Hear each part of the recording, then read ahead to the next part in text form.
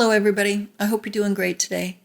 When we want to get to know someone, we usually sit down and we have a conversation, we tell stories, and we ask questions. But if we want to get to know the Beatles, we just don't have that luxury. We can't sit down across from John, Paul, George, and Ringo and have that conversation and ask those questions. But what we can do is we can listen to their music. We have their songs. And so what I thought would be, kind of fun for me would be to make a list of songs that would best help us get to know them, follow them on their journey. And it really wasn't easy because there's a lot of songs out there. There's a lot of music that these guys produced. And so I kind of pared it down. It's probably a little bit bigger than the Red and Blue albums, but I think it's better than the Red and Blue albums. At least that's my opinion anyway. And it's all in fun. And this is just my list. And my list begins with In Spite of All the Danger. A lot of the Beatles' magic is already in place there in 1958 when John, Paul, George, and the Quarrymen, they gather around that mic. Number 2 is Some Other Guy. An influential song for them. They performed it at their early gigs, and we see them perform it live at the Cavern right after Ringo joined. It's a moment in history. Number 3, Love Me Do, their first single. Another original, an early Paul song, their harmonica. It gets them noticed. Number 4 is I Saw Her Standing There. A superb early rocker with that iconic count-in. I think it could even be a rock standard like Roll Over Beethoven or Johnny B. Good. Number 5 is Boys, Ringo's song. He enjoyed performing it live before he became a Beatle, and he still performs it live. The Force of Nature. Number 6, Please Please Me, their first number 1. Shows the quick progression of original sound and material, leaning into their emotions, the fun, the sexual innuendos. And I think the understanding between the Beatles and George Martin and their partnership grows stronger at this time. Number 7, Twist and Shout. Recorded in one take. Pure joy. Rock and roll. Beatles magic. I think a lot of fans and even some non-fans know the story behind the recording of this song. The songs they choose to cover illustrate their early influences, just like number 8, Long Tall Sally. Another fantastic cover. This one showcasing Paul's Little Richard voice. And if you see them perform it live, you can see Ringo's energetic, frenetic drumming, illustrating that when it comes to the Beatles' live performances, you really don't know where to look. You don't want to miss anything. Number 9, She Loves You. The Beatles are becoming more inventive. The song bursts into the room and stays forever, and you never want it to leave. You can listen to Yeah, Yeah, Yeah over and over and over again. This is the first Beatles song that really grabbed my attention the first time I heard it on the family car radio, so many years ago. Number 10, All My Loving, the first song the Beatles performed on The Ed Sullivan Show, February 9th, 1964. Another Paul song, showcasing his unique style and his bass playing, John's rhythm guitar adding excitement and making it move. Number 11, Roll Over Beethoven. Chuck Berry was a big influence on these guys. George sings this one. Many of these covers are ones they performed at the early gigs. Number 12, You Really Got a Hold on Me, a cover of a Smokey Robinson song. Has all the emotional depth and yearning that will soon show up in their own songwriting. John and George harmonize on this one. It's rare and beautiful. Number 13, I Want to Hold Your Hand. Huge song, so iconic, with a boatload of hooks. Another song where so much is happening, you don't know where to look. It just overtakes you. This is how the Beatles conquered America. It's monumental. Number 14, This Boy. John and Paul wanting to write a song showcasing their harmonies. Smokey Robinson influence, according to John. Emotionally powerful and so moving to watch them perform it live. Number 15, A Hard Day's Night. Pure Beatles, 1964. That opening chord, a mystery for so long, but even now that we know its secrets, it still retains its magic. And when you hear it, you can almost see the Beatles running down the street in black and white. Number 16, If I Fell. John said it was his first attempt at a ballad proper. Beautiful John and Paul harmonies throughout. Number 17, Can't Buy Me Love. Paul singing solo here, no John and George. Lots of energy, bluesy. Paul wanted to write something a little bluesy, he said. They really knew what they were doing and where they were going now. Number 18, Anytime at All. For me, this song is indicative of where John is going in his songwriting. I mean, just listen to those verses. Number 19, I Feel Fine. That guitar feedback in the beginning, John claimed it as a first for the Beatles. Lots of great hooks in this song. Must have really meant something to John because we can see him enjoying playing it to himself during Get Back. Number 20, Babies in Black. I love Babies in Black, and I made a video about how much I love it and how important of a song it was to them. They wanted to do something different, wanted to make something a little bit more moody, something with more emotional depth. It was they were going someplace with this song. It was important for them. Number 21, I'll Follow the Sun. A beautiful early Paul song, written when he was about 16 years old, but not recorded till 1964. Another moody, melancholy song. Paul's vocals, very heartfelt. Ringo drumming on his knees as he keeps time. 22, Yesterday.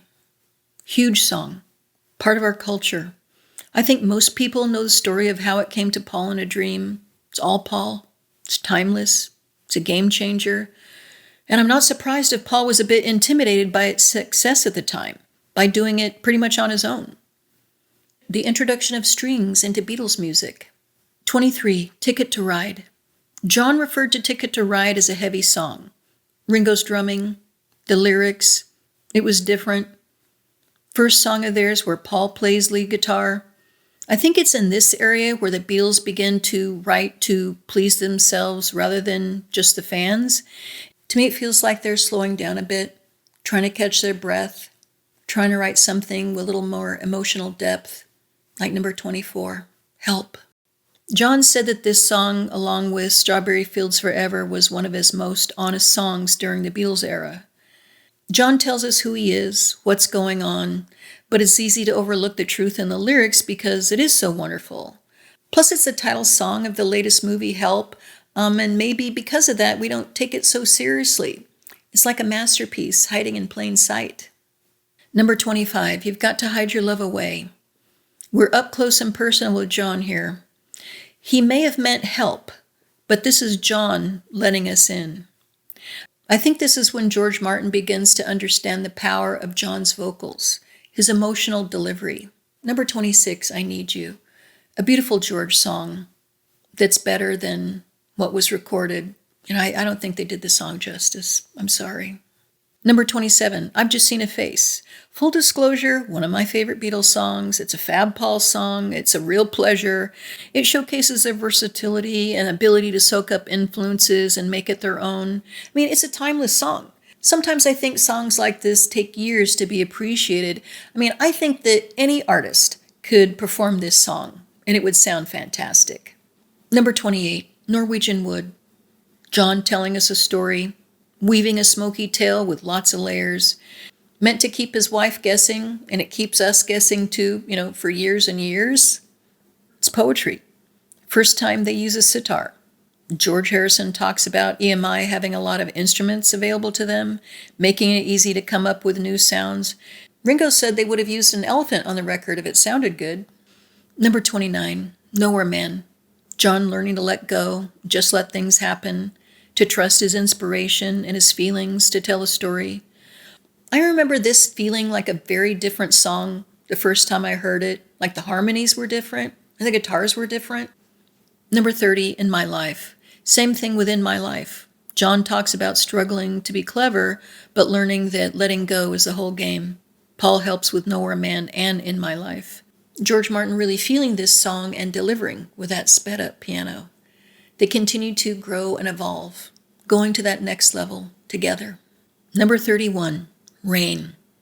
Backward tapes, marijuana, hash joints, slowed down drum track, singing in a drone-like manner about folks complaining about the weather. It works superbly. Ringo says that this song showcases some of his best drumming. And welcome to 1966. Number 32, Taxman. Like Paul says, very George. Opening track on Revolver. Another song with a count in. Paul doing the guitar solo. George's vocals have evolved. They're more him. They're eons beyond where he was just the year before. Number 33, Eleanor Rigby. Paul revealing a little of himself through a story. Lots of emotional depth, painting a very clear picture, both lyrically and sonically. Paul's form of poetry, with a little help from his friends. Using the strings again to heighten the emotions. Number 34, I'm Only Sleeping. Another very John song and one of my favorites. I still find it funny and beautiful at the same time. It's arty. And genius because of the backward solo. The whole song is so casually genius. Number 35, Here, There, and Everywhere. Both John and Paul cite this Paul song as one of their favorite Beatles songs, if not the favorite. Paul painting another picture, this time a graceful, colorful masterpiece, might be what love actually looks like and sounds like. It's like a ballad and a lullaby at the same time. At least to me it is. Number 36, Yellow Submarine. A true collaboration to create this Ringo song. John's kernel of a song that evolved to fit Paul's dream of a yellow submarine so Ringo could have a song on the album. Everyone had fun with this one. Sound effects, funny voices, etc. Another song I remember being a big deal way back when. And it still is. It's a classic. There's always something special about a song that the others would write specifically for Ringo. Number 37, She Said, She Said. John weaving a couple of bits together into a cool song. Paul does collaborate on it, but George does the backing vocals and harmonizes rather than Paul. Famously, Paul walked out of the session and John and George finished it up. It's interesting sonically, and I agree with John. The guitars are great on it. Number 38, For No One. Paul really getting into storytelling in an inspired and confident way, becoming more empowered, adding the French horn as a layer, emphasizing the mood. Paul really knowing what he wants now. Number 39, Tomorrow Never Knows. Another pivotal moment. Tape loops, psychedelics and psychedelic lyrics, Ringo's drumming, Ringo's malapropism, John's vocals, John pushing for something extra, experimenting with his vocals, and Jeff Emmerich delivering. They were all on a learning curve in unexplored territory. Land ho, to quote John Lennon. Number 40, Strawberry Fields Forever, a masterpiece by John, continuing to explore even deeper emotions and concepts. It's ahead of its time. George Martin continuing to be inspired by them, lovingly helping them achieve their goals. Number 41, Penny Lane. Paul telling a story, painting another picture, and this time putting us in there. Such a joy. Another new sound with the piccolo trumpet. Iconic. And speaking of iconic, number 42, Sgt. Pepper's Lonely Hearts Club Band. Another song, another album that just about everyone's heard of. It's part of the culture. It's pure fun, rock and roll. Leading into another iconic song sung by Ringo.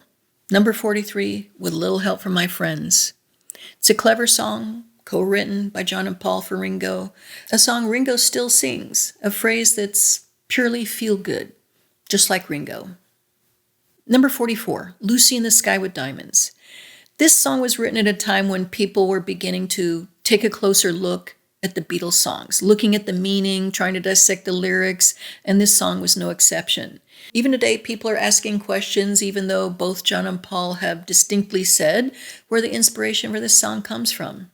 John inspired and influenced by many things, distilling it all through his unique filter. John's vocals are dreamlike.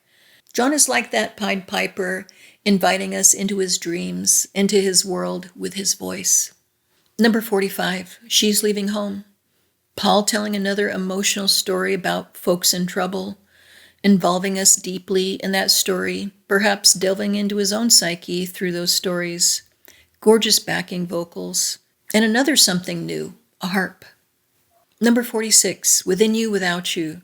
George immersing himself and us in his love of Indian music and spirituality. A landmark song. Number 47, A Day in the Life. How can one group create so many groundbreaking songs that still stand to this day? That still intrigue, inspire, and delight us?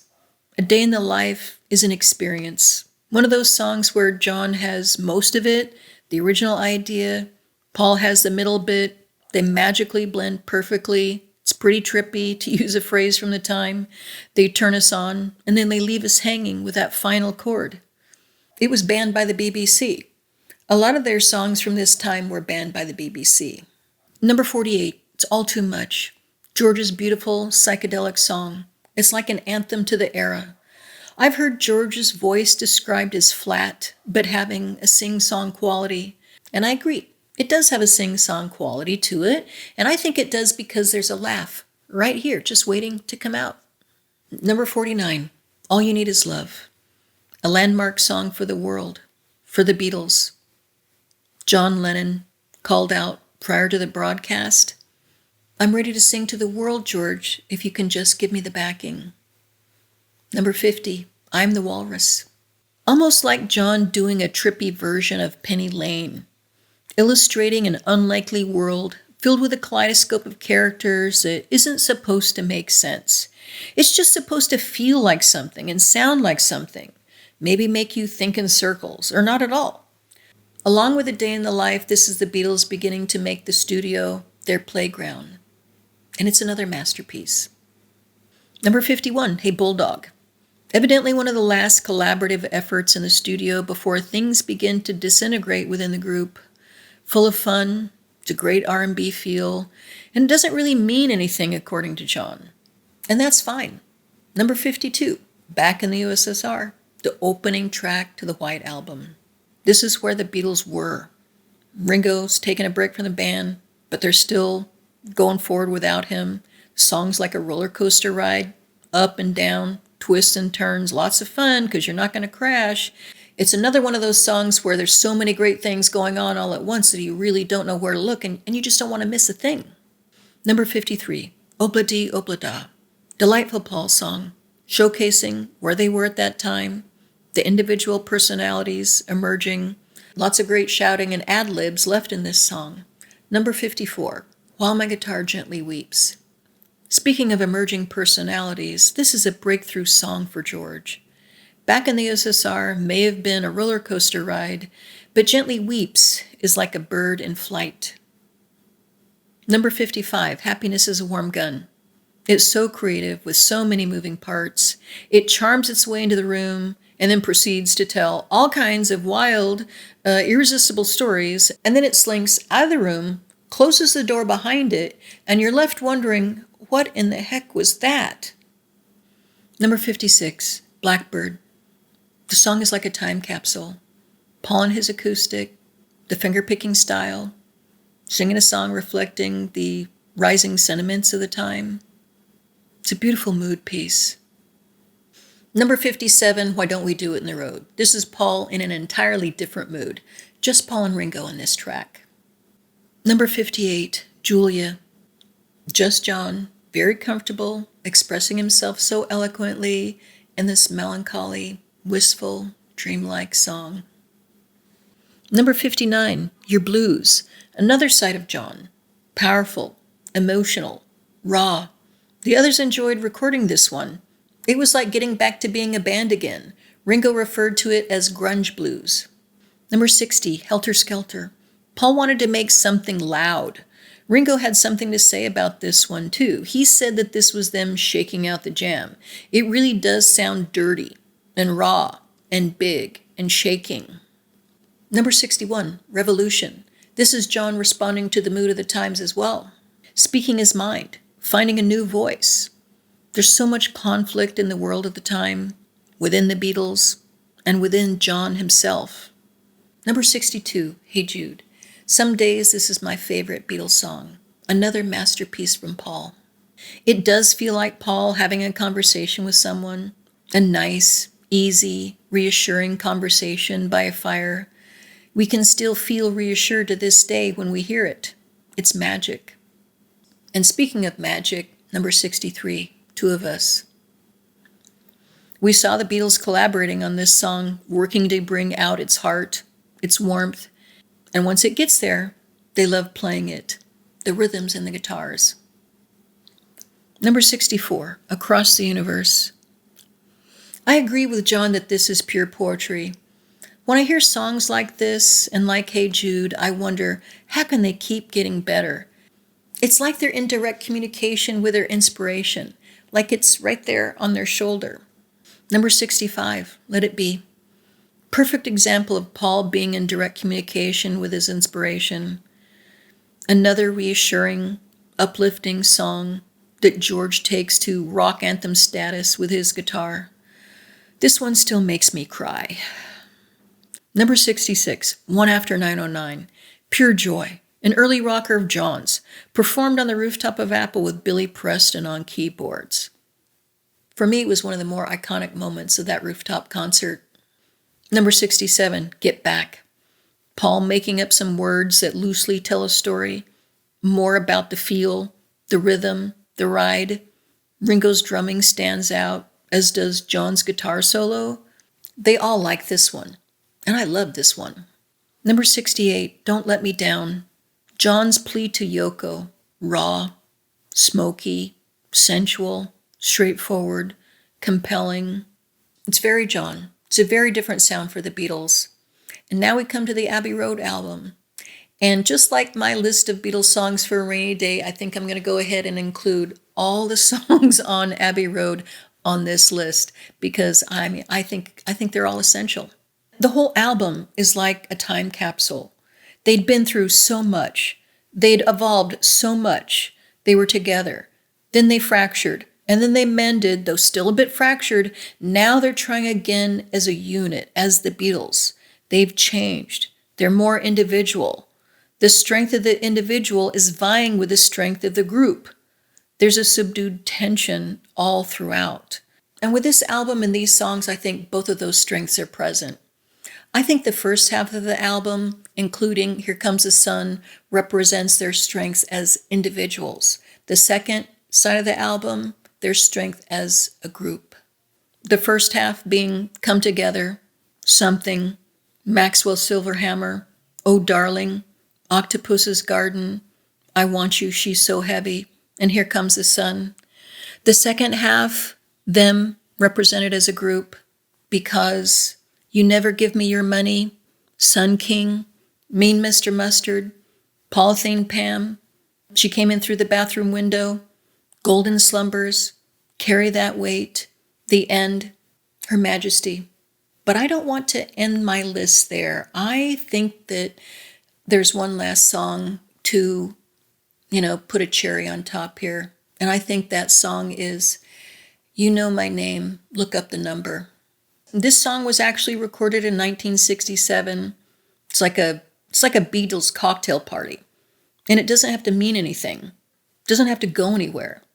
It doesn't have to be in tune or make a statement. None of that's the point. This was them at a time in 1967 where so much is changing. They're in limbo. They were between the early 60s and the breakup era. This was John's idea. And they said, hey man, let's just do this. It's sort of like the old days. It's going to be fun. I don't know what's going to happen, but John's in that mode. Paul said this was John in his space cadet mode. So I want to be there to see what happens. And You Know My Name, Look Up the Number happened. But they put it on the shelf for a while until like early 1969 when John and Paul and Mal get together and they, record some more vocals, some more sound effects, and they finish it up and they don't release it until 1970. And it's the B-side of the Let It Be single. I don't think this was a throwaway song for them. Paul often refers to You Know My Name, Look Up the Number as his favorite Beatles song. He says it's because of the memories, the fun, the experience. And I get it, because there in 1967 and 1969, those guys, they were not always on the same page. But for this song, this experience, they got on the same page because they weren't doing it, for commercial reasons. They were doing it for themselves, just to indulge themselves, to have fun. It was like a mad day or like mad days in the studio. This was John, Paul, George, and Ringo being John, Paul, George, and Ringo. And that's why it's here on the list. I think it's the perfect closer for my list. Like, what do you think? I'm sure you probably have thoughts and ideas, and I want to hear it. It really was fun for me creating this list of songs and following the Beatles on their journey, and I hope you enjoyed it too. And I gotta tell you, I really wasn't into making lists before, but after I've made a couple lists here, I learn a lot from this. I think I understand the Beatles a lot more. I understand John, Paul, George, and Ringo a lot more, like through their songs, like through making these lists. Thank you so much for being here with me today. Please like and subscribe, and until next time, peace and love one another. Take care.